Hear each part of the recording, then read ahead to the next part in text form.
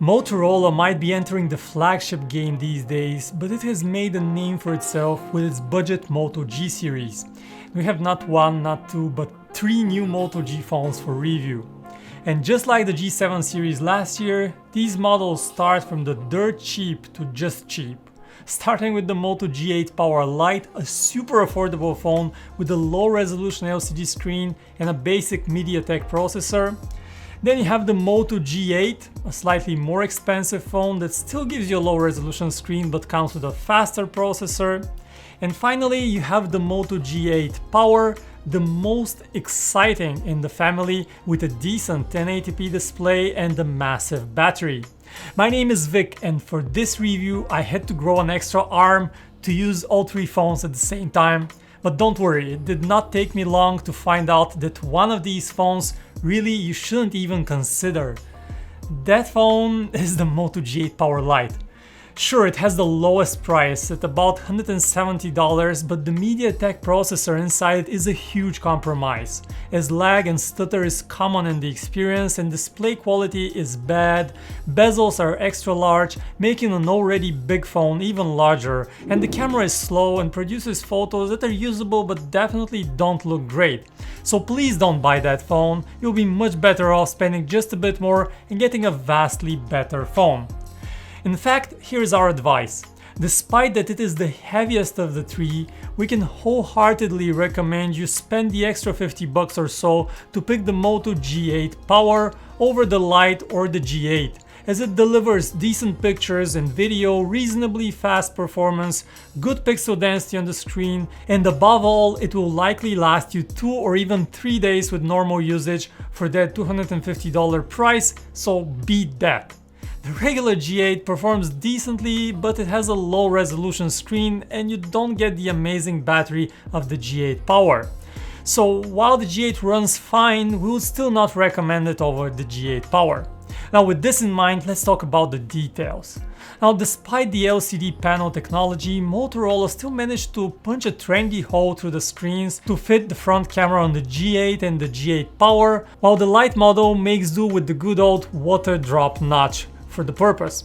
Now the phones are surprisingly heavy considering their plastic build, but two of them have giant 5000 mAh batteries and all of them feel solid in the hand without creaking or flexing backs. They are also rather big for the screen diagonals. Now that especially applies for the Lite version, which has some gigantic bezels all around. And then there are nice little design touches all around the phones, like the presence of notification light or a headphone jack, all things we have begun feeling nostalgic about in recent phones.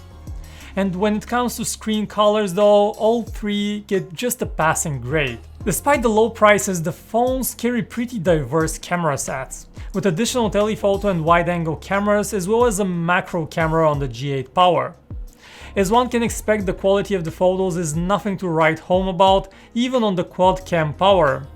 In broad daylight, they earn passable grades, but as soon as the light starts to dim down, the focusing starts to suffer. Surprisingly, the Lite model with the most basic camera set of the three was able to produce sharper photos with more natural color presentation. Indoors, however, the roles reversed, as its narrow aperture here on the Power Lite makes its performance even worse. Now the Moto G8 and the G8 Power produce pretty identical photos with a bit oversaturated and warmer than reality colors compared to what comes out of the Lite. Now the wide angle and telephoto shots earn a pass grade as well, and we appreciate having those cameras.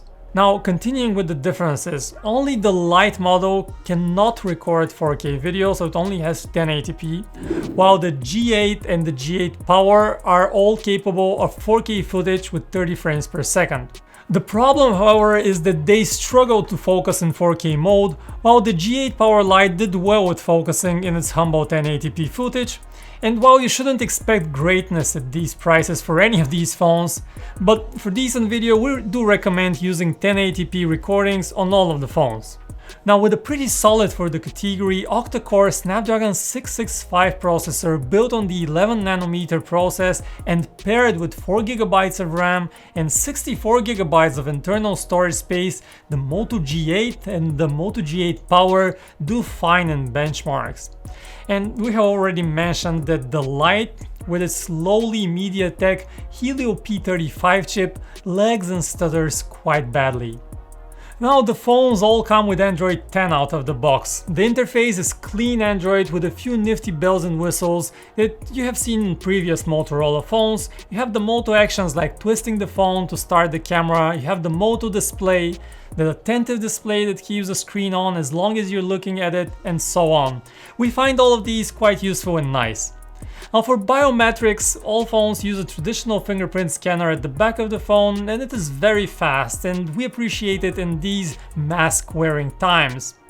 In our battery benchmark test, the G8 Power Lite, despite having a big 5000 mAh battery, did not perform as good, probably due to the worst power management of the chip, but still would easily last you more than a day. Not as great as the others, but still quite good. The G8 with its 4000 mAh battery also performs decently, but the really impressive phone here is the G8 Power that will easily last you 2 days off the charger and even more with moderate use. This phone breaks all records in battery longevity, so it's definitely recommended if you're looking for a phone with great battery life. And this wraps up this review of the new Moto G8 series.